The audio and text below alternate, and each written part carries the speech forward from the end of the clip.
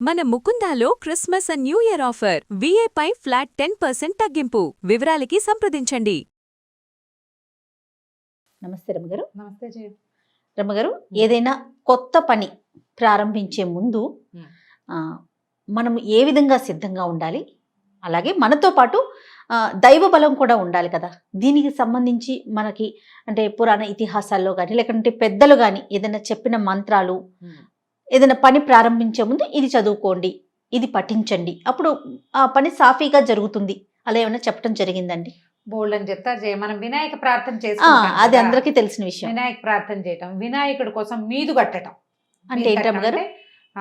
ఎలా అంటే ముడుపు కట్టడం అంటారు కదా, అట్లా మీది కట్టడం అంటే ఏదైనా మంచి ముఖ్యమైన పని చేస్తున్నాం, వినాయకుడిని ప్రార్థించుకోవటం, మరి ఇంట్లో కొంచెం ఇల్లంతా శుభ్రం చేసుకోవటము, పాజిటివ్ మైండ్ తోటి కాస్త ఒక పచ్చపట్ట ఒక గుడ్డలో, అంటే మనం ఉత్తరీయాలు అవి ఉంటాయి చూడు, మన సత్యనారాయణ వ్రతాలప్పుడు ఓ ఉత్తరీయం, చిన్న ఉత్తరీయాన్ని మడత పెట్టి ఒక డబ్బా సోల బియ్యం, ఒక గ్లాసెడ్ బియ్యం, ఒక పావు గ్లాసు శనగలు కానీ శనగపప్పు కానీ అందులో వేసి, తర్వాత ఒక చిన్న అరిటాకు మన తమలపాకు మీద వినాయకుడి చిన్నగా పసుపుతోటి చిన్న గుండ్రటి ఇది చేసుకుని పసుపు బొట్టు పెట్టుకోవటం, ₹1 నాణ్యం పెట్టడం, పెట్టి ఈ వస్త్రాన్ని మూట కట్టేస్తారు, మీదు కట్టడం అంటారు.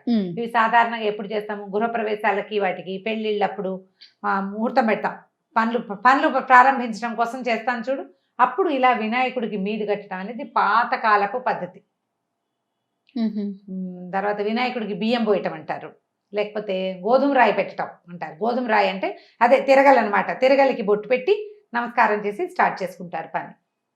అయితే ఇలా చేసేటప్పుడు మనం ఏ పని అయితే మొదలు పెట్టామో ఆ కార్యక్రమం అయిపోయాక వినాయకుడి బియ్యాన్ని వండటం, కుడుములు చేసి వినాయకుడికి నివేదన చేసి మా పని సజావుగా అయింది నాయన అని నమస్కారం చేసుకోవటం ఒక పద్ధతి. పూర్వకాలం నుంచి చాలా చోట్ల ఆచరించేదే. పెళ్ళిళ్ళు, గృహప్రవేశాలు, ఏదైనా ఫంక్షన్లకి ముందు ఈ పని చేస్తాం. అయితే ఇప్పుడు మనం రోజువారీ దైనందిన జీవితంలో ఏదైనా కొత్త పని ప్రారంభించేటప్పుడు ఏం చేయాలి అంటే, మొదట పాజిటివ్గా ఉండాలి. మనం ఏ వ్యాపారమో పనో ఉద్యోగమో ఉంటే దాని ఆనుపాను ముందు వెనక 4 తెలుసుకోవాలి. ఆల్రెడీ ఆ రంగంలో ఉన్న వాళ్ళతోటి మాట్లాడుకోవాలి. మనం ఏదైనా ఒక పని చేసేటప్పుడు హోప్ఫుల్గా చేయాలి చూడు. అవునండి, అది బాగా అవ్వాలని కదా. ముందు అది బాగా అవ్వాలంటే దాని తాలూకు 4 వ్యవహారాలు మనకి తెలిసి ఉండాలా. ముందే మొదలు పెట్టేసి తర్వాత ఆగిపోయిందని దైవ దోషణ చెయ్యొద్దు. అవును, ముందే 4 కనుక్కోండి. మీరు అన్ని వ్యవహారాలు కనుక్కొని ఓకే ఇందులోకి దిగితే ఈ పని సజావుగా అవుతుంది.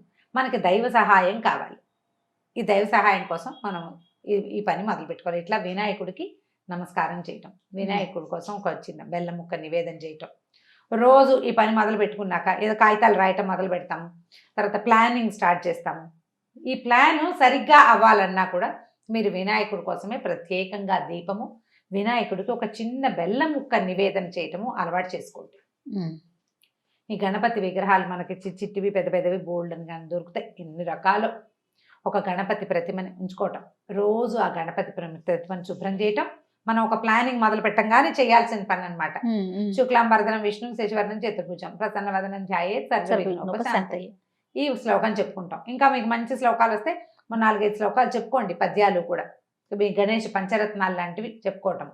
గణపతికి చక్కగా పసుపు పెట్టి దాని మీద కాస్త ఆయనకు బొట్టు పెట్టడం. ఈ 2 శ్లోకాలు చెప్పుకుని ఒక దీపారాధన చేసి ఒక చిన్న బెల్లం ముక్కని గణపతికి నివేదన చేయండి.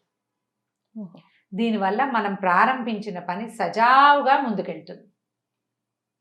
మీరు ప్రయాణించేటప్పుడు మీ హ్యాండ్ బ్యాగ్లో కానీ మీ బ్యాగ్లో కానీ వస్తువులు ఎక్కడికైనా సూట్ కేసు పట్టుకెళ్ళేటప్పుడు ఒక గణపతి ప్రతిమని షోపీస్ లాంటివి కూడా దొరుకుతున్నాయి, పేపర్ వెయిట్ లాగా కూడా గణపతి ప్రతిమలు దొరుకుతున్నాయి. వారిని నీతో పాటు తీసుకెళ్ళటం అలవాటు చేసుకోండి. ఆ గణపతి మనతో ఉన్నాడన్న భావన మనకి ధైర్యాన్ని ఇస్తుంది. ఇలా షోపీస్గా మనతో పట్టుకెళ్తున్నటువంటి గణపతికి మనం పూజా విధానము అవి చేయము, కానీ ఆ స్వరూపం మనకి కనపడుతూ ఉంటుంది. మనం వర్క్ చేసే టేబుల్ ఎదురుగుండా గణపతిని ఉంచుకోండి. అనుకున్న పని సజావుగా, ఒకవేళ ఏదైనా సమస్య వస్తే ఈ గణపతి నీకు తోడుంటాడు. సమస్య కనుక వస్తే రాలేదు, నువ్వు ముందుకెళ్తున్నావు, ఒక్కో అడుగు బేబీ స్టెప్స్ వేసినావు, నీకు తోడుంటాడు, నీతో పాటు నడుస్తాడు గణపతి. ఇట్లా గణపతికి మన జీవితంలో భాగస్వామ్యం ఇవ్వండి. గణపతిని మన పెద్దన్నయ్య అనుకోండి. దీంతో పాటు మనం ఏం చేయాలంటే గణపతిని మనం పెద్దన్నయ్య అనుకున్నాం అంటే ఫ్యామిలీ అనుకోమని చెప్తున్నాం కదా. అవునవును. ఫ్యామిలీని మీతో ఉంచుకునే ప్రయత్నం చేయండి. కుటుంబంలో ఎవరైనా వ్యతిరేకించే వ్యవహారాల్లోకి దిగద్దు. ఇది ప్రధానం అసలు. వాళ్ళని మనతో ఉంచుకుంటే నీకు ఏ సమస్య వచ్చినా నువ్వు 4 అడుగులు ముందుకేసినా కుటుంబం నీకు ఎప్పుడు నీతో పాటు ఉంటుంది, గణపతి ఉన్నట్టే. అంతే. కాబట్టి ఫ్యామిలీని వ్యతిరేకించి వాళ్ళు వద్దంటుంటే చెయ్యొద్దు. ఏది కూడా వ్యాపారం కానీ, విద్య కానీ, పరిశ్రమలు పెట్టడం కానీ, వివాహం చేసుకోవటం కానీ ఒప్పించి చేసుకోండి. ఏమైనా సరే, ఏ పనైనా అది నీకు సజావుగా ముందుకెళ్తుంది. నాకు నచ్చింది చేసేస్తాను కాదు, నువ్వు ఎందుకు చేస్తున్నావో జస్టిఫై చేసి చెప్పగలగాలి. అప్పుడు ఏమవుతుంది, అవతల పని మీద నీకు పూర్తి అవగాహన ఉన్నట్టు. అవును. అది సజావుగా వెళ్తుంది. ఈ గణపతి ప్రార్థనని అలవాటు చేసుకోండి. ఓకే. విద్యార్థులకి, పిల్లలకి చిన్నప్పటి నుంచి కనుక నేర్పిస్తే పెద్దయ్యాక కూడా ఇప్పుడు దీన్ని దైవ సహాయంగానే భావించద్దు. ఆర్థడాక్స్ థింగ్సో, ఇవి పాతకాలపు భావాలు, మూఢాచారాలు, భగవంతుడి మీదే డిపెండెన్సీయో కాదు.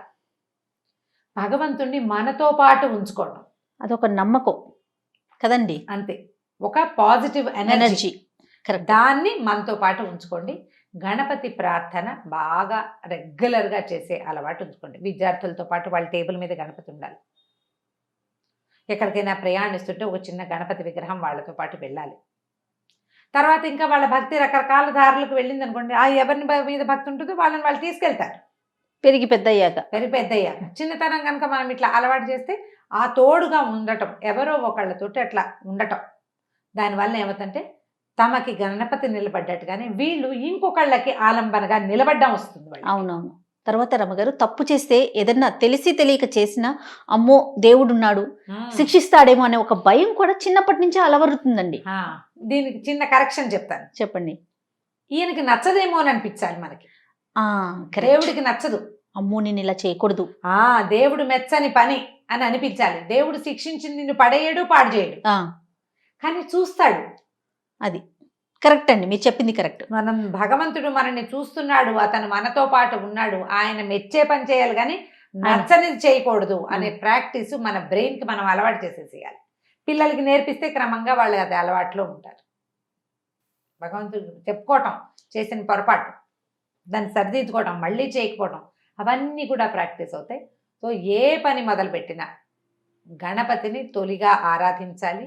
ఆయన్ని మనతో పాటు ఉంచుకునేలాంటి ప్రవర్తనని మనం కలిగి ఉంటే మొదలుపెట్టిన పెద్ద పనైనా చిన్న పనైనా తప్పకుండా అవుతుంది. ఎందుకంటే ఈ పాజిటివ్ ఎనర్జీ మనతో పాటు ఉంటుంది కాబట్టి. రైట్. నమస్తే. నమస్తే.